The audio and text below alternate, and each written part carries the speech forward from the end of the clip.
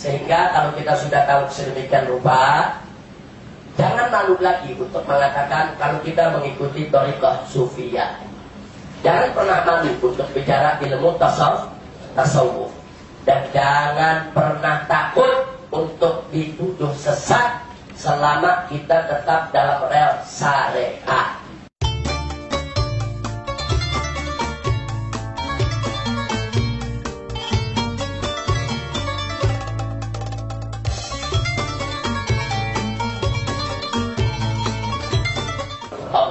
Nah, ini yang lain cerita soal Abu Yazid Al-Bustami.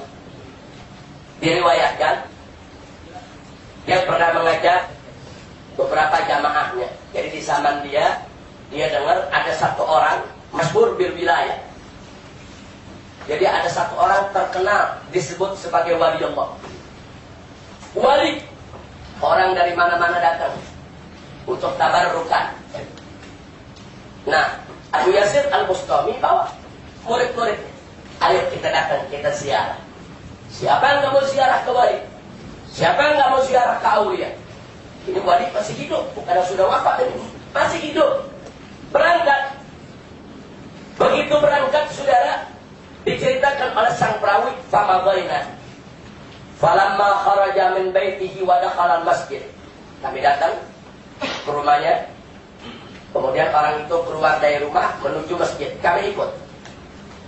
Ini orang soleh, wali. Berangkat ke masjid untuk sholat berjamaah. Sampai di masjid, Roma bibusoki ittijah al-qiblah.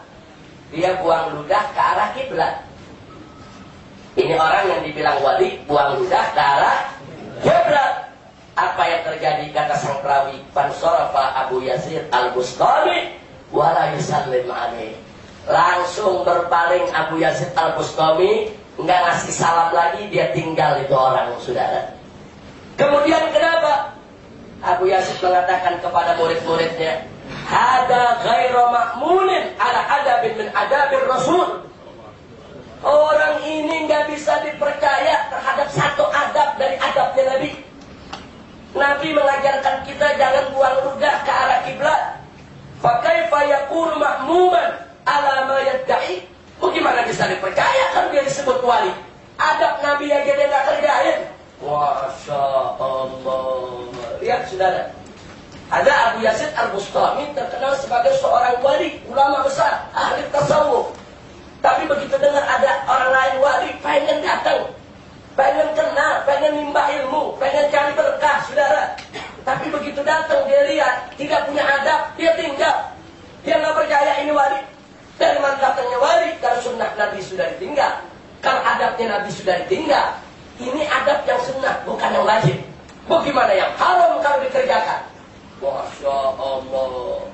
Ada orang dianggap wali, terus tahu-tahu begitu kita lihat kerjakan yang haram. Inna lillahi wa inna ilaihi raji'un. Ya, ini bukan yang haram. Buang ludah ke arah kiblat ini bukan yang haram. Makruh ya kuat. Tahrimian ada. Dia nggak kerjain, nggak mau. Dia nggak akuin sebagai wali. Dari mana dia masyhur bil wilayah? Kalau adab Nabi saja dia tidak kerjakan. Artinya ulama-ulama sufi, jangankan yang wajib, saudara, jangankan yang wajib, yang sunnah saja dia tidak mau tinggalkan. Subhanallah.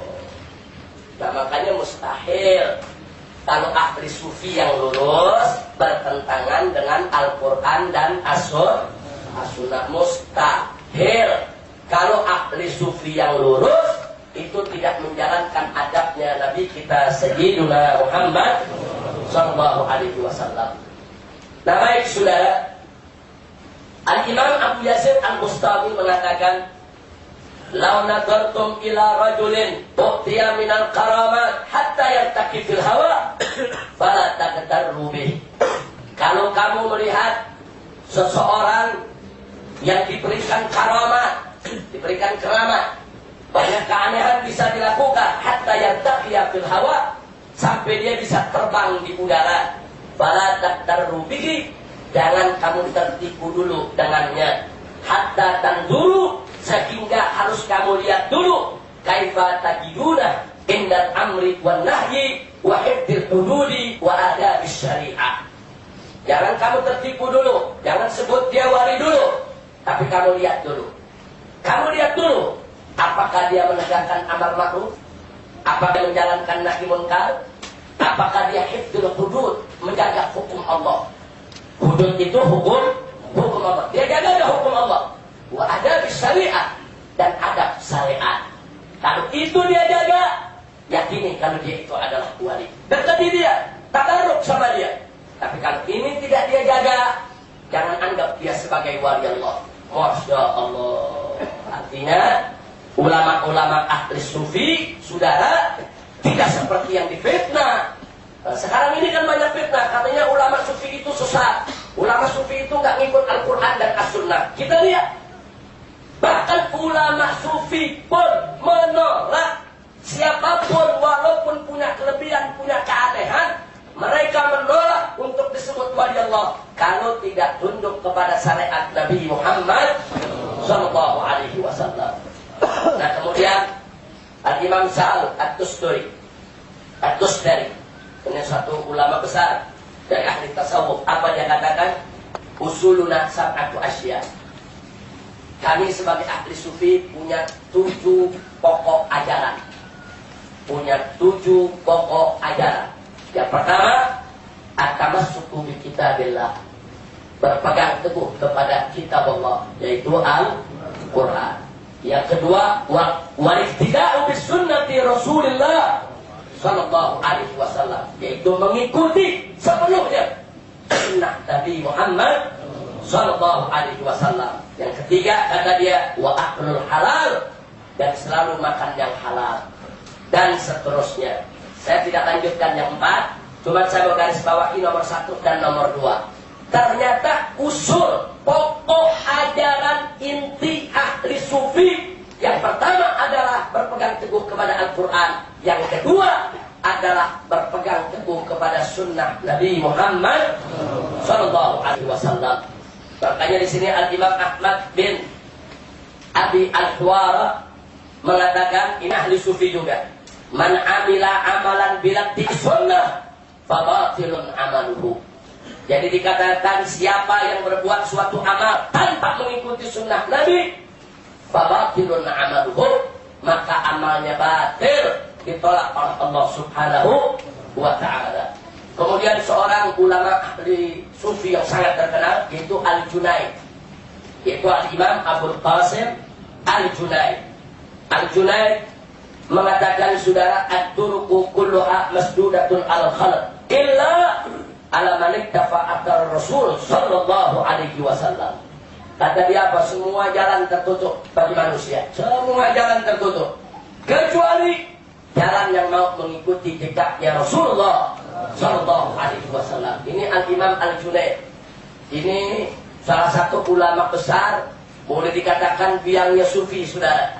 Lihat, beliau katakan semua jalan tertutup kecuali jalan yang pernah dijejak daripada Nabi Muhammad sallallahu alaihi wasallam. Jadi ini yang beliau katakan. Kemudian beliau tambahkan lagi, malam yahfadzil Quran wa yaktubul hadith, malam yahfadzil Quran wa yaktubil hadith la yuqtada bihi fi hadzal amal. Dia katakan apa?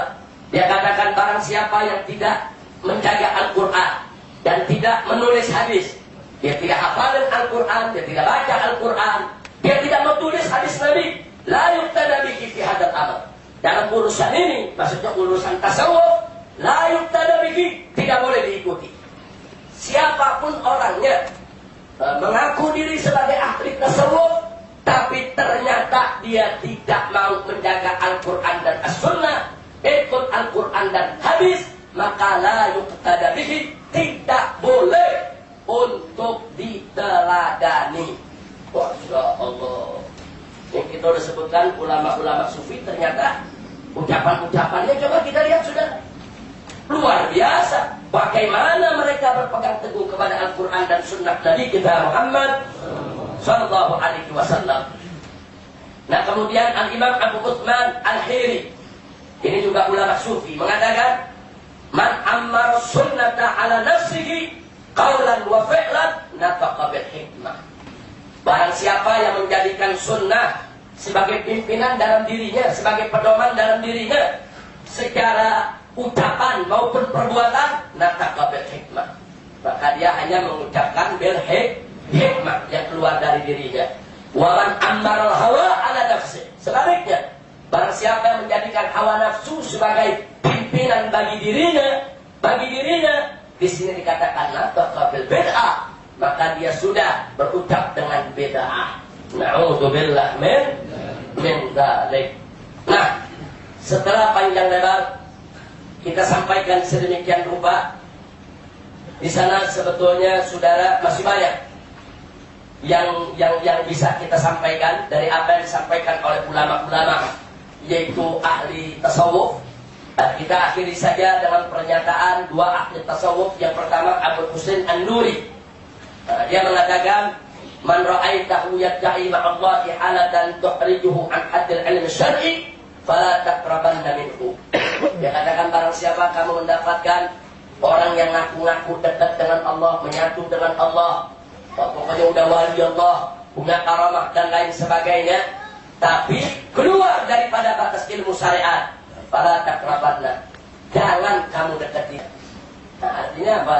Timbangannya syariat. Timbangannya syariat. Kita mau tahu satu habib benar apa enggak, timbang di syariat.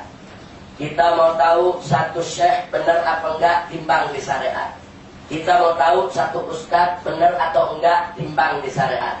Kita mau tahu diri kita benar apa enggak, timbang di syariat. Jadi jangan coba-coba kita meninggalkan syariat Nabi kita Muhammad Sallallahu Alaihi Wasallam.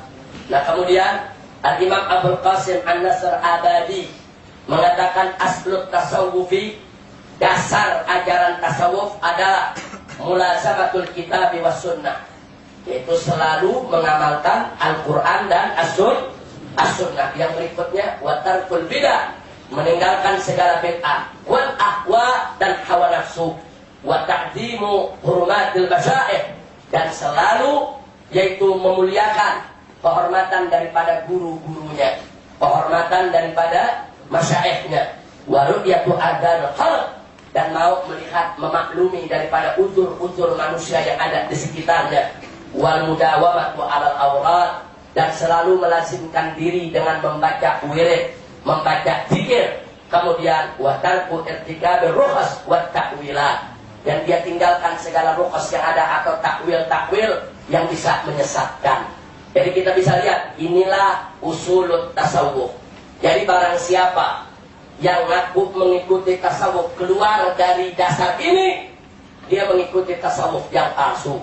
Barang siapa ngaku sebagai ahli tasawuf, tapi pernyataannya, perbuatannya, ucapannya, ajarannya bertentangan dengan Al-Quran dan Sunnah Nabi kita Muhammad Sallallahu Alaihi Wasallam, maka mereka bukan ahli tasawuf yang sebenarnya. Justru mereka inilah yang membuat tasawuf dijelekin orang.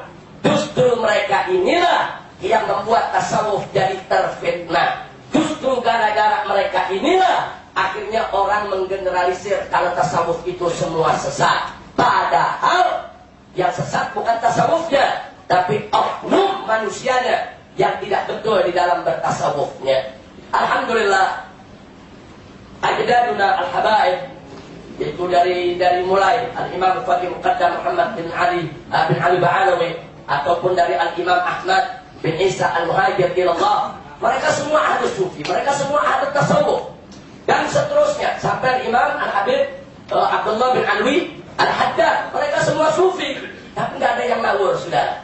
Sufi mereka ala thariqatus sunnah, sufi mereka ala thariqatur rasul, sufi mereka berpegang teguh kepada Al-Quran. Sufi mereka tidak keluar dari ketetapan hukum, mana yang halal, mana yang haram, mana yang hak, mana yang batil, dan mereka tidak buat hukum sendiri. Alhamdulillahirabbil alamin. Radhiyallahu anhum jami'an wa nafa'ana bi ulumihim wa asrarihim wa nafahatihim fid din wa dunya wal akhirah. Amin ya rabbal alamin. Nah, karenanya akhirnya dalam kitab ini pembukaan ini dibuat oleh saya punya guru yang tercinta almarhum Asy-Syaikh Abdul Fattah Abu Ghuddah. Asy-Syaikh Abdul Fattah Abu Ghuddah ini seorang ulama ahli hadis yang luar biasa kemampuan ilmunya, dan dia minna ahlus sunnah wal jamaah. Dulu beliau mengajar di Jami'atul Malik Saud, di tempat saya kuliah. Beliau mengajar ilmu hadis, dan beliau ini yang sering diserang oleh Albani. Nah, tapi beliau menjawab semua serangan-serangan Albani bil ilm. Jadi beliau ini di samping ulama ahli hadis, beliau ikuti syariat, dan beliau juga seorang sufi. Alhamdulillah. Dan kalau ada yang bilang wah sufi nggak perang, siapa bilang? Al-Imam Ahmad Badawi itu Raisul Mujahidin, itu pimpinan komandan para mujahid. Begitu juga Umar Mukhtar di Libya yang sempat difilmkan itu. Di Indonesia menyebar filmnya. Itu ahli sufi, saudara, di sahabatnya. Ahli sufi yang angkat senjata, yang perang melawan tentara Italia, dan akhirnya mati di tiang gantungan. Padahal saat dia melakukan perlawanan, usianya sudah lebih dari 70 tahun. Udah lebih dari usianya 70 tahun, masih sanggup dia naik kuda, masih sanggup diajarkan anak-anak kecil dalam peperangannya. Dikepung, ditakuti oleh tentara Italia. Nah, akhirnya dia dikhianati. Nah, kemudian akhirnya beliau itu ditangkap dan beliau diadili, dibawa ke Italia. Kemudian beliau dijatuhi hukuman mati. Sufi. Siapa bilang sufi tidak jihad? Siapa bilang sufi tidak angkat senjata?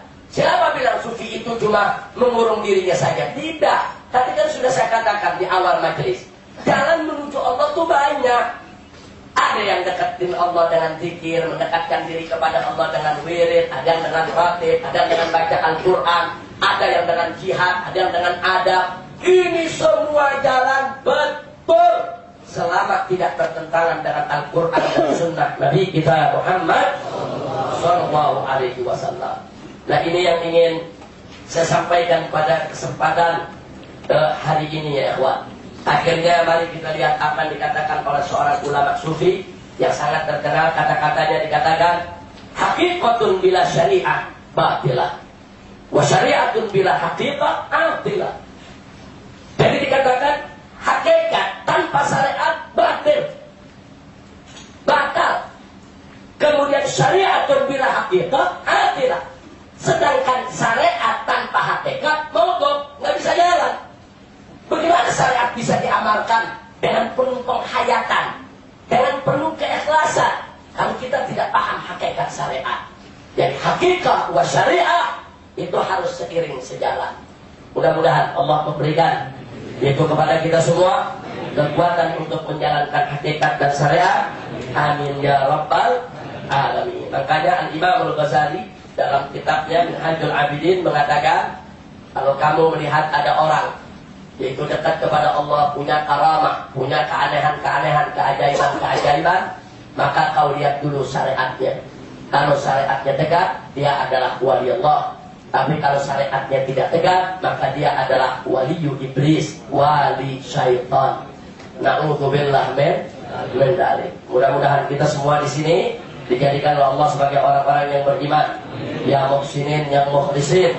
Mudah-mudahan kita semua bisa mendapatkan barakah dari Allah, bisa mencapai tingkat aulia di sisi Allah, masuk ke surganya Allah. Amin ya rabbal alamin. Nah, baiklah ya ikhwan, setelah panjang lebar saya sampaikan barusan apa yang bisa kita baca sedikit, yaitu dari pernyataan-pernyataan sufi. Saya hanya ingin mengambil kesimpulan, sehingga kalau kita sudah tahu sedemikian rupa, jangan malu lagi untuk mengatakan kalau kita mengikuti thariqah sufiyah.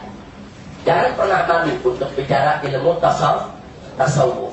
Dan jangan pernah takut untuk dituduh sesat selama kita tetap dalam rel syariat. Nah, jadi sekali lagi, ini penting untuk saya sampaikan. Jadi kita harus saling menghormati di antara kita. Jadi bagi-bagi tugas di antara kita. Ternyata sufi itu ada juga yang jihad di jalan Allah. Sufi itu ada juga yang angkat senjata. Sufi itu yaitu beraneka ragam model dan karakternya. Tapi mereka punya satu kesamaan. Apa? Berpegang teguh kepada Al-Quran, berpegang teguh kepada As-Sunnah, dan mereka berpegang teguh yaitu kepada apa yang telah disampaikan oleh Nabi dan ulama salaf sebelumnya.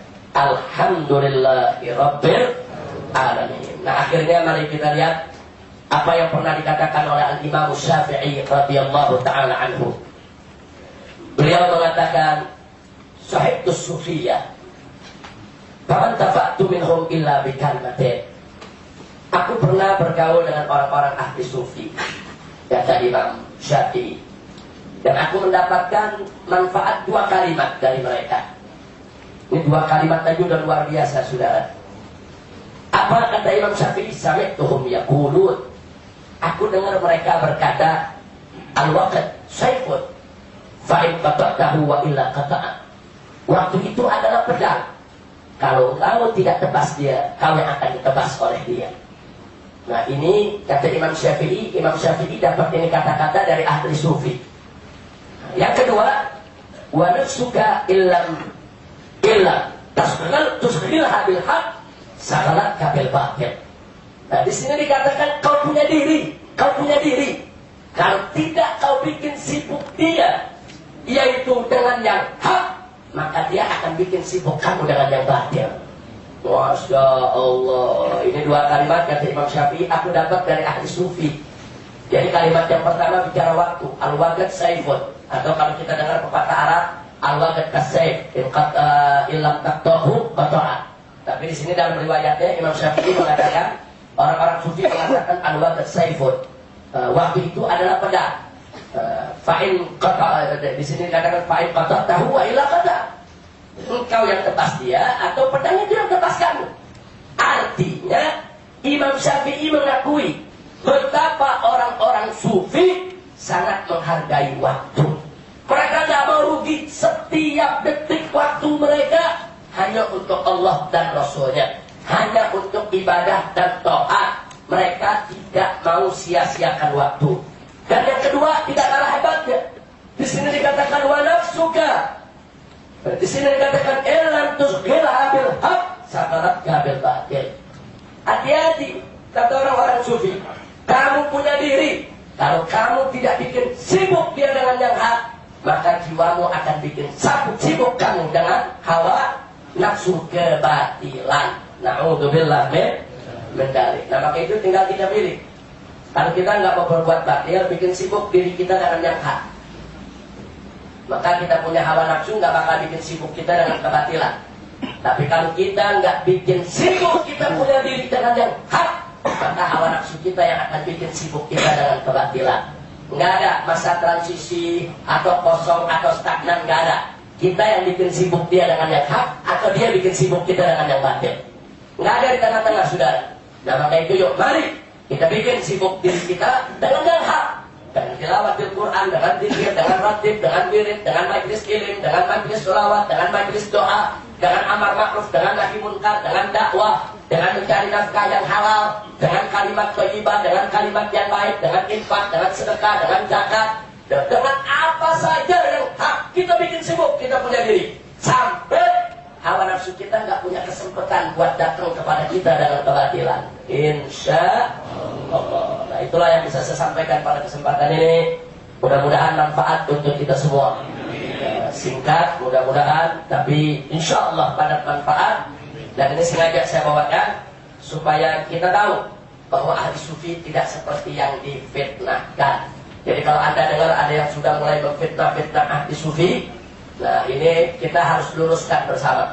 Nah, jadi jangan gara-gara oknum 1-2 oknum yang tidak benar di dalam menerjemahkan Thariqah Sufiyah, akhirnya Sufiyahnya yang digeneralisir sebagai aliran sesat. Na'udzubillah min dzalik. Tapi memang kita tidak pungkiri ada kelompok-kelompok mengaku Sufiyah, sebetulnya enggak Sufiyah. Ada kelompok-kelompok mengaku zuhud, sebetulnya tidak zuhud. Ada kelompok-kelompok mengaku dekat kepada Allah, udah mengaku-ngaku bisa langsung, yaitu bicara dengan Allah, berhubungan dengan Allah. Padahal tidak demikian. Ada kelompok-kelompok yang ngaku-ngaku mereka sufiyah yang sudah luar biasa, tapi syariat mereka tinggalkan. Na'udzubillah min dzalik. Itu tidak kita pungkiri. Tapi keberadaan oknum-oknum ini tidak boleh kita jadikan alasan untuk menghabisi atau melecehkan semua ahli sufi. Ternyata di dalam sejarah ulama-ulama salaf tidak kosong daripada ahli sufi, saudara. Alhamdulillah. Nah itu saja. Kalau ada pertanyaan atau ada yang ingin menambahkan, nah jadi bukan sekedar pertanyaan, karena ini juga majelis penutupan. Mungkin ada yang ingin kasih apresiasi, ingin menyampaikan pesan dan pesannya selama pengajian 1 tahun ini. Falyatafaddal. Silakan. Nah, mulai dari depan. Taufik, siapa lagi di belakang? Nah, Syed Mahdi. Nah, ada 4. Silakan. Nah.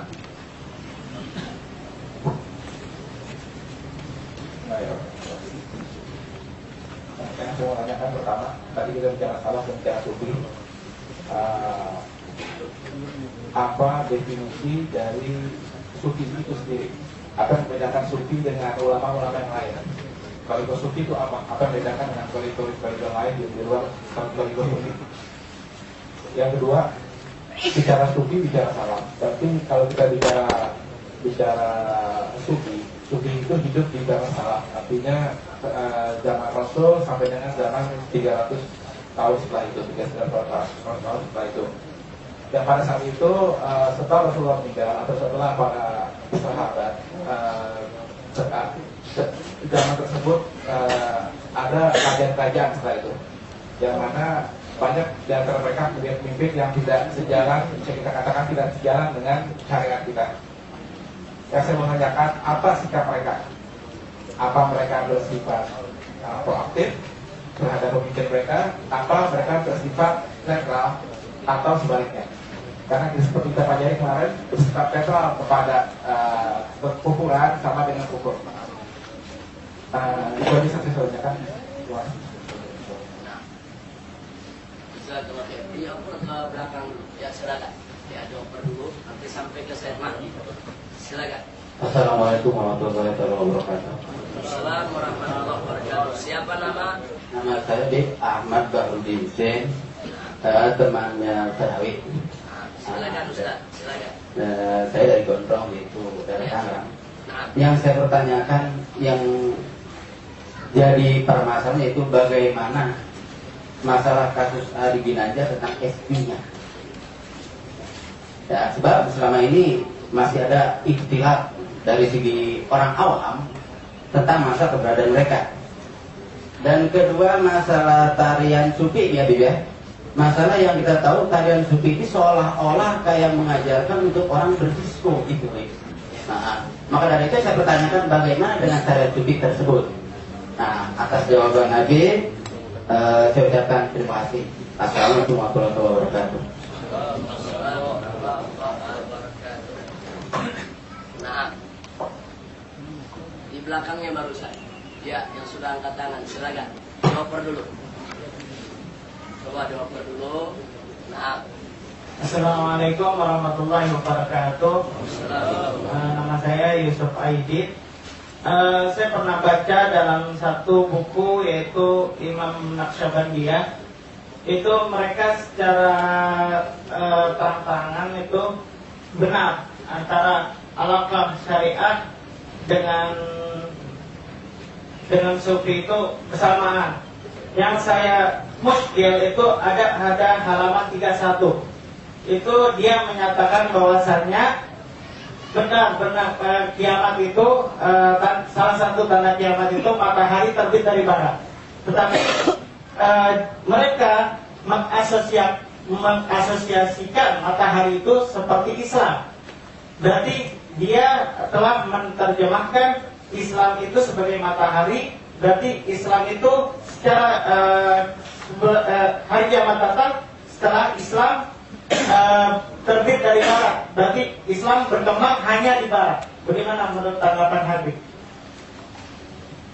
Ayo. Belakangnya Syed Mahdi.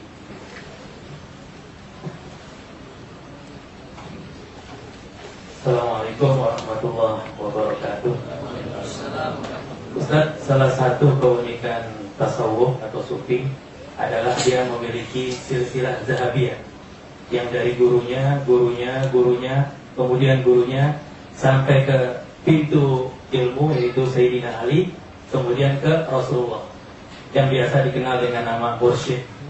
Dan salah satu lagi keunikan tasawuf adalah hadis yang mutawatir yaitu hadis Jibril, di mana di situ Rasulullah memperkenalkan tentang Islam, iman, dan ihsan.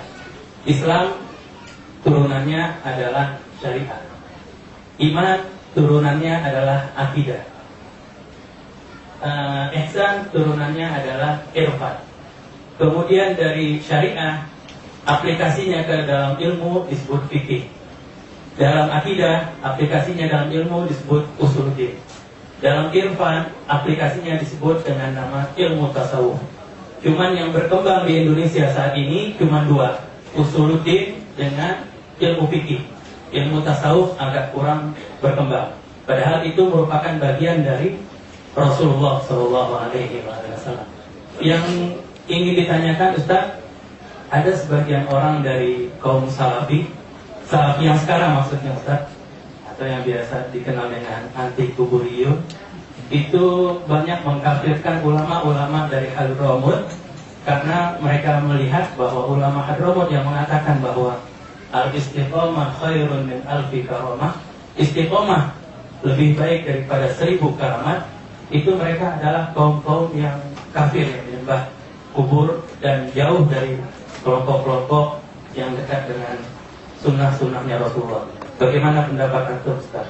Terima kasih. Assalamualaikum warahmatullahi wabarakatuh. Baik, dikedepankan dulu ini mic-nya. Masih ada lagi tadi? Cukup 4. Coba dioper aja mic-nya, dioper. Ya. Dikembalikan ke depan.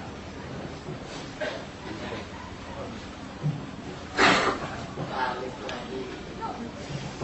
Nah, Ahmad, mana mic yang satu? Irwan. Baik, kita dapat beberapa pertanyaan yang luar biasa. Jazakumullahu khairal jasa. Kita mulai dari penanya pertama, yaitu tentang definisi sufi. Al-Imam Asy-Syatibi dalam kitab Al-Iqtisad itu telah berupaya mendefinisikan sufi dari beberapa pengertian. Nah, saya ambil kesimpulannya saja bahwa secara umum sufi itu yang dimaksud adalah dari tasfiyatul qulub, sofi artinya suci, bersih. Tasfiyatul qulub artinya membersihkan hati. Nah, karena mereka memang sibuk dengan upaya-upaya pembersihan jiwa, pensucian hati, maka mereka disebut sufi. Nah, sebagaimana disampaikan Said Mahdi tadi, dan nggak apa-apa, saya campur penanya pertama dengan penanya yang keempat, di mana dalam hadis Jibril, waktu Nabi ditanya tentang iman, Islam, dan ihsan, Nabi alaihissalam menjawab satu persatu dengan definisinya. Nah, ini definisi yang luar biasa. Jadi pertama, waktu ditanya iman, akhbirni anil iman. Jadi Jibril alaihissalam mengatakan kepada Nabi, ya Muhammad, akhbirni anil iman. Terangkan kepada saya, kabarkan apa itu iman. Nabi menjawab, iman itu antuk minabillahi wa malaikatihi wa kutubihi wa rusulihi wa bil yaumil akhiri wa bil qadari khairihi wa syarri. Nabi yang definisikan, itu yang dimaksud iman. Nah, waktu ditanya Islam, Nabi mengatakan antasyhada an la ilaha illallah wa anna muhammadar rasulullah wa tuqimas shalah wa tu'tiyaz zakah wa tasuma ramadan wa tahujjal baita man istata'a ilaihi sabila. Astagfirullah ilaihi sabila. Jadi di sini ini yang Nabi terangkan soal Islam. Yang menarik begitu ditanya soal ihsan. Akhbirni anil ihsan. Apa itu ihsan wahai Nabi?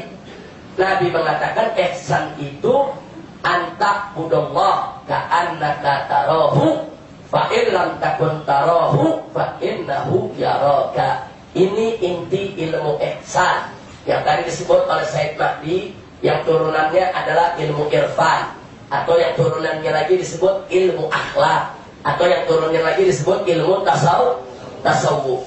Nah, jadi ilmu tasawuf itu sebetulnya ilmu akhlak, ilmu qulub, ilmu bawatin, yaitu ilmu batin. Itu yang disebut tasawuf. Jadi kembali kepada definisi, bahwa ilmu tasawuf adalah ilmu yang mempelajari bagaimana cara untuk membersihkan hati. Otomatis ruang pembahasannya menyangkut apa saja penyakit hati, bagaimana cara mengobatinya.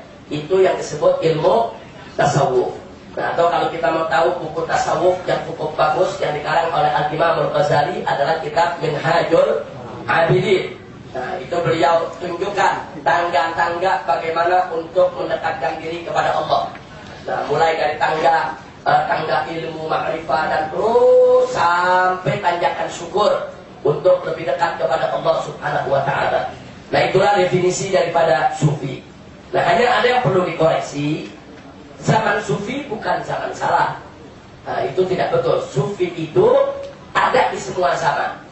Di zaman salaf ada, di zaman khalaf ada, di zaman mutaakhirin ada, di zaman muasirin juga ada. Hanya yang tadi saya jelaskan, ternyata sufi ini juga bersumber dari salaf. Bahkan dari zaman salaf pun sufi juga sudah ada. Tapi bukan berarti zaman sufi identik dengan zaman salaf. Tidak begitu. Jadi zaman sekarang pun kalau ada orang menggeluti sufi, ya, dia bisa menjadi seorang sufi.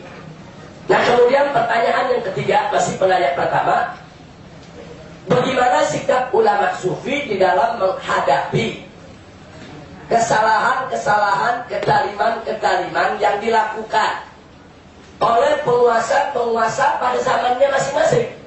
Karena kita tahu sepanjang sejarah Islam ini kan banyak terjadi berbagai macam kejadian.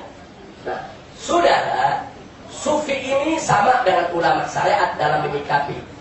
Ada yang langsung, yaitu secara konfrontatif, menentang daripada kedoliman tersebut. Ada juga yang memilih diam, menyendiri, berkhulwat kepada Allah. Bukan berarti mereka netral, tidak. Nah, mereka tidak netral, mereka kan juga mesti baca kemampuan diri, mesti baca kesanggupan diri. Manakala mereka melihat diri mereka tidak sanggup untuk merubah daripada hal tersebut, mereka punya pendapat sendiri. Nah, ini tetap mesti kita hargai, tidak langsung lantas kita menuduh seolah-olah aktif sufi itu membiarkan daripada kedoliman-kedoliman yang dilakukan oleh para penguasa. Karena kalau kita lihat bagaimana Al-Imam Al-Ghazali, beliau sufi, beliau tegas, keras dalam kitab-kitabnya. Hakim-hakim, penguasa-penguasa yang zalim, beliau kritisi lewat tulisannya, lewat khutbahnya, lewat pengajiannya. Nah, jadi begitulah. Jadi ulama sufi dengan ulama syariat dalam hal ini tidak beda. Artinya mereka terbagi-bagi, tergolong-golong. Ada yang memang mampu untuk menyampaikan amar ma'ruf nahi munkarnya secara konfrontatif. Ada yang akhirnya mereka hanya berdiam diri, tapi bukan berarti netral. Hanya mereka mungkin punya pertimbangan lain. Kadang-kadang ada pertimbangan prioritas dakwah, ada pertimbangan usia, dan lain sebagainya. Wallahu a'lam. Sekarang pertanyaan penanya kedua, itu saudara Ahmad Bahruddin. Soal yang kedua dulu, tarian sufi. Tarian al-raqqas dalam sufi itu dimaksudkan untuk mencari suatu cara di mana seseorang itu bisa lebih menyelami, lebih menghayati daripada zikir dan wirid yang mereka lakukan untuk mendekatkan diri kepada Allah. Sama dengan saya contohkan, ada orang zikir dengan dia duduk la ilaha illallah, la ilaha illallah. Tapi ada juga yang kepalanya digerakin, makin bergerak makin asik dia. La ilaha illallah, la ilaha illallah. Cara-cara semacam ini semuanya minal mubahat. Mubah selama tidak berlebihan, selama tidak melanggar syariat, termasuk tarian. Nah, kalau tadi tariannya sudah dikatakan mengarah kepada disco atau mengarah kepada joget-joget yang bisa menimbulkan syahwat, ya hukumnya jadi haram. Tapi kalau tarian-tarian tadi masih dalam batas-batas syariat, itu dibolehkan. Jangan lupa, Nabi pernah dalam satu hadis Sahihul Bukhari, dari jendela rumah beliau melihat masyarakat Madinah lagi kumpul. Memperhatikan apa? Ada orang-orang dari Ethiopia sedang menampilkan tarian daerahnya. Nah, Nabi kok marah, Nabi nggak ngebubarin, saudara. Bahkan Nabi lihat menikmati, dan di situ ada Siti Aisyah radhiyallahu taala anha. Nah, jadi artinya di sini, kenapa tidak ditentang? Selama tarian tadi tidak keluar daripada batas-batas adab dan akhlak. Tapi Nabi sendiri tidak pernah menari. Nah, ini yang perlu saya sampaikan. Sama dengan nyanyian. Tatkala ada dua hamba sahaya sedang menyanyi di hari raya, di situ tidak jauh dari situ ada Nabi.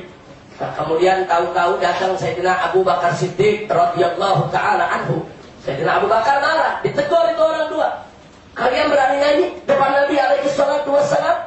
Terus Nabi yang mengatakan kepada Abu Bakar, tenang ya Abu Bakar, ini hari raya, biar mereka senang. Nabi gak larang, saudara, selama syairnya tidak bertentangan dengan syariat, selama syairnya tidak mengarah kepada kemaksiatan, apalagi syairnya itu untuk memuji Allah dan Rasulnya. Walhamdulillah. Nah, yang berikutnya, bagaimana kasus ISG?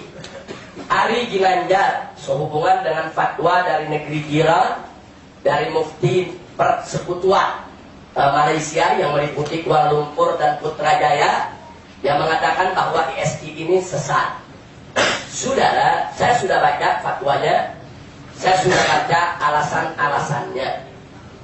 Nah, kalau saya lihat fatwa tersebut, dari alasan-alasan yang dikemukakan, itu sudah sesuai dengan metode fatwa.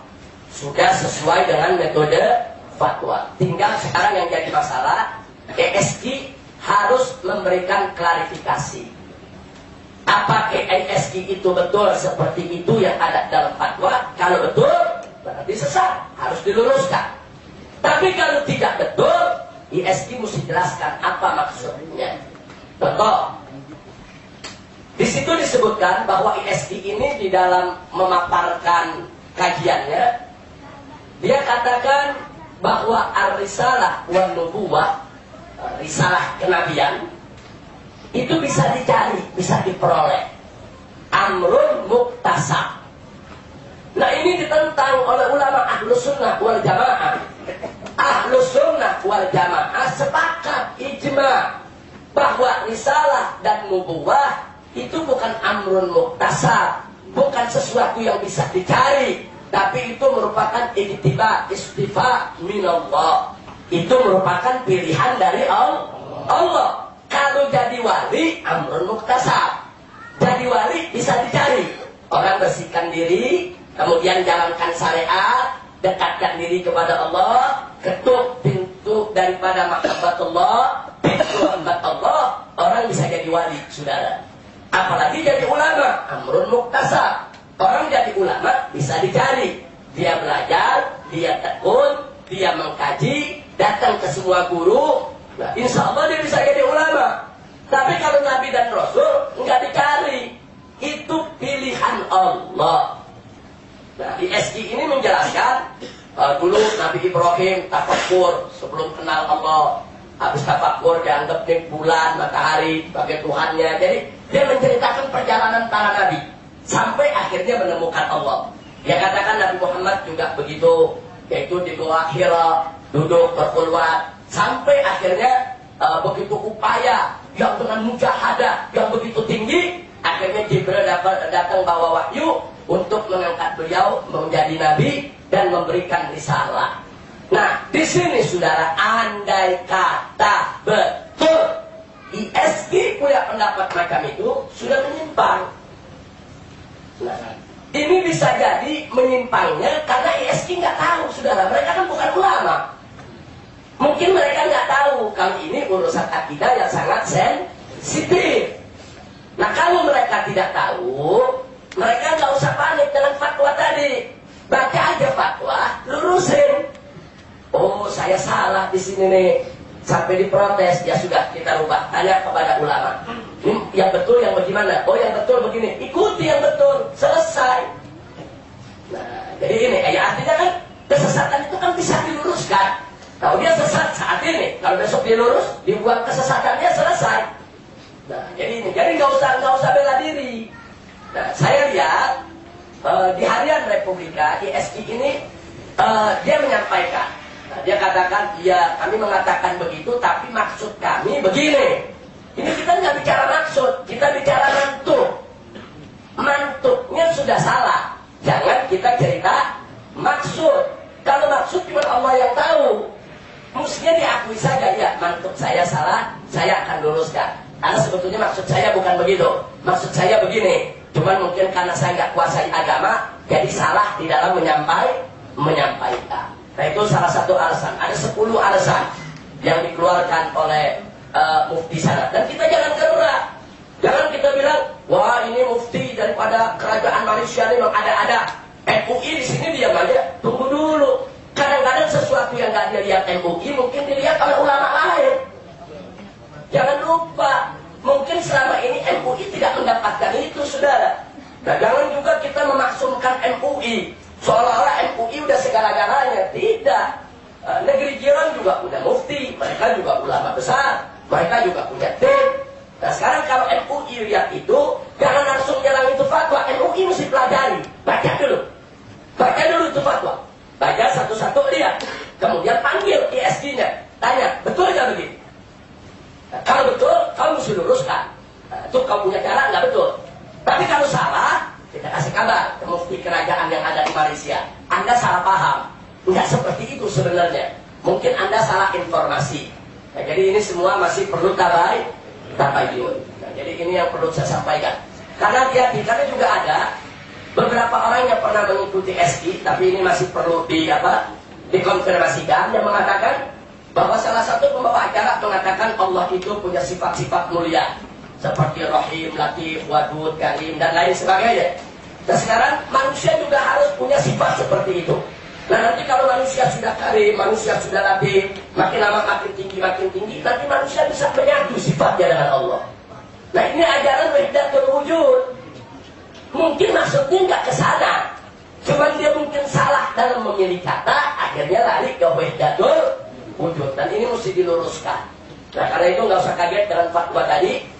Dan kita lihat kemarin ESG sudah mencoba mengklarifikasi, mencoba memperbaiki, minimal ESG jadi tahu bahwa ada poin-poin yang mereka harus hati-hati, jangan sembarangan dalam urusan agama. Mudah-mudahan mereka memperbaiki sehingga ke depan tidak ada lagi unsur kesesatan. Amin ya rabbal alamin. Nah kemudian pertanyaan dari akhina Syed Yusuf Aidin. Satu pertanyaan yang luar biasa. Jadi beliau penanya ini mendapatkan bahwa dalam salah satu buku dari kalangan Naqsyabandiyah betul. Nah, ya di sana memang disebutkan bahwa syariat tidak boleh bertentangan dengan hakikat dan sebaliknya. Tapi ada yang beliau tanyakan soal hadis. Salah satu tanda hari kiamat nanti matahari terbit dari barat, tidak terbit dari timur. Hadis ini harus kita pahami apa adanya terlebih dahulu. Jadi matahari dalam arti yang sebenarnya. Dan fenomena alam tidak mengingkari kemungkinan tersebut. Fenomena alam dalam ilmu astronomi tidak mengingkari kemungkinan suatu ketika nanti matahari akan terbit dari sebelah barat. Itu tidak ada astronomi yang mengingkari kemungkinan tersebut. Nah, tapi bagaimana prosesnya itu memerlukan waktu dan itu memang memerlukan pembicaraan panjang. Tapi pertanyaannya boleh nggak? Itu diterjemahkan matahari terbit dari barat, maksudnya matahari itu kan terang benderang, maksudnya Islam. Jadi Islam yang terbit dari barat. Maksudnya dengan hadis tadi boleh tidak kita terjemahkan? Oh ini mungkin isyarat.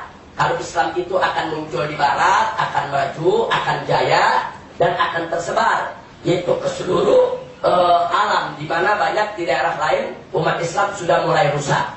Ya kalau untuk sekedar tafsir isyarat atau takwil isyarat tidak ada larangan, boleh saja. Itu namanya orang mencoba tausiul makna, tapi tidak boleh merubah makna. Takhirul makna dengan tausiul makna beda. Jadi jangan dirubah makna aslinya. Tapi kalau mengambil hikmah boleh saja. Mungkin ini isyarat kalau Islam akan maju di barat. Karena kenyataannya sekarang memang di barat luar biasa. Gerakan Islam makin luar biasa. Orang ingin belajar Islam. Siapa tahu ini menjadi kabar berita buat kita bahwa barat nanti rame-rame akan masuk ke dalam Islam. Mudah-mudahan insya Allah. Amin ya rabbal alamin. Jadi apapun alasannya, tafsiran tadi tidak boleh jadi alasan kita untuk menyesatkan mereka. Ini masih dalam persoalan ikhtilaful furu'. Jadi nggak apa-apa kita berbeda penafsiran dalam soal tersebut. Kemudian pertanyaan yang terakhir dari Said Mahdi. Silsilah Sufi, silsilah Dahabiyah. Nah ini yang beliau sebutkan. Ini salah satu kelebihan kaum Sufi, saudara. Ini kelebihan kaum Sufi. Kaum Sufi itu kan dari zaman ke zaman ada pengangkatan khalifah. Dia kalau yang satu meninggal, dia sudah punya murid generasi untuk menjadi khalifah, untuk menjadi mursyid. Nah, saudara, sehingga mursyid dalam tarekat, mursyid ini punya guru, guru punya guru, guru punya guru. Itu sampai kepada Nabi kita Muhammad Sallallahu Alaihi Wasallam. Semua tarekat yang mustaqimah, yang sahihah, bukan tarekat yang aneh-aneh. Semua mereka punya silsilah. Nah disebut silsilah Dahabiyah karena sanadnya yang muttasil. Karena dari mursyid ke mursyid, dari wali ke wali, dari imam ke imam, yang dikenal mereka min ahlis sholah wal istiqamah. Insya Allah. Nah, kemudian pertanyaan yang kedua, soal iman, Islam dan ihsan. Tadi sudah kita singgung waktu jawab penanya yang pertama. Ya, memang iman itu terimplementasikan dalam ilmu akidah. Kalau kita mau tahu soal iman, sedangkan Islam itu tertuang dalam ilmu syariat atau ilmu fikih. Sedangkan ihsan itu tertuang dalam ilmu akhlak dan ilmu tasawuf. Jadi memang betul yang disampaikan Said Mahdi tadi, bahwa iman, Islam, ihsan ini kan satu kesatuan yang nggak boleh terpisah. Nah mestinya ketiga-tiganya tetap digalakkan untuk diajarkan dan disebarluaskan. Tidak akidah saja, tidak syariat saja, tapi juga harus disebarluaskan ilmu tasawuf yang sesuai dengan jalan Nabi kita Muhammad Sallallahu Alaihi Wasallam. Nah soal serangan Wahabi terhadap Sufi, saya sudah singgung dari awal pengajian tadi. Ya, mereka banyak yang mengkafirkan kaum Sufi, mereka menyesatkan kaum Sufi karena mereka sama sekali tidak memahami yaitu bagaimana sebetulnya kaum Sufi itu punya dalil. Sebetulnya kalau mereka mau duduk bersama, mau bicara bersama, mari kita lihat dalil hujjah masing-masing. Insya Allah kafir mengkafirkan itu bisa kita hindarkan. Insya Allah. Nah, ada pun ungkapan-ungkapan kaum Sufi seperti al-istiqamah khairun min alfi karamah. Saudara, ungkapan kaum Sufi diantaranya saya kasih contoh.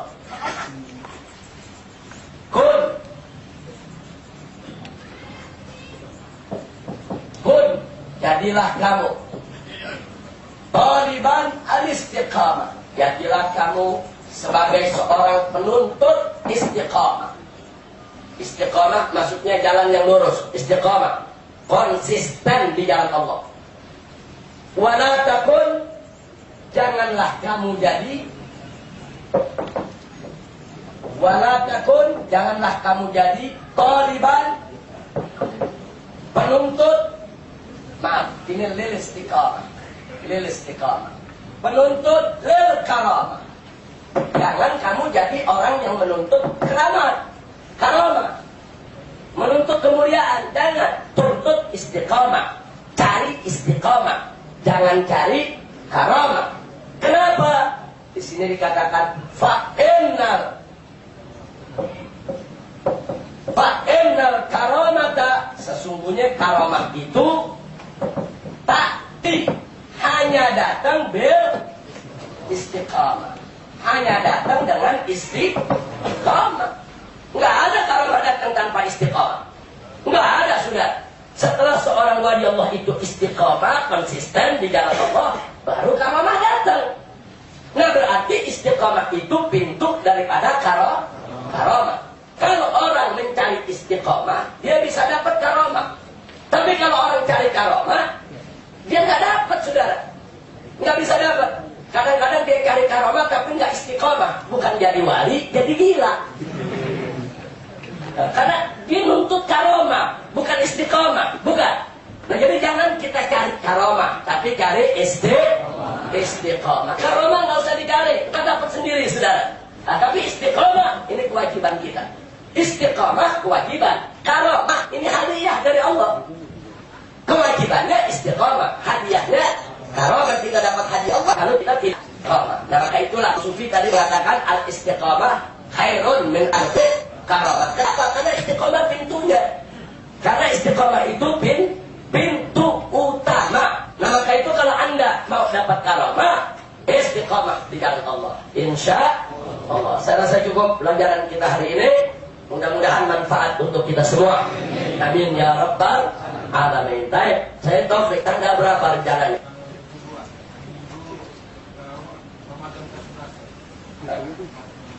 Tanggal 22 Ramadan 11 malam 12 Insya Allah. Mantre. Baik. Tanggal 22 Agustus. Nah, ini ada pengumuman-pengumuman, perhatikan semua. Pertama, kita umumkan insya Allah besok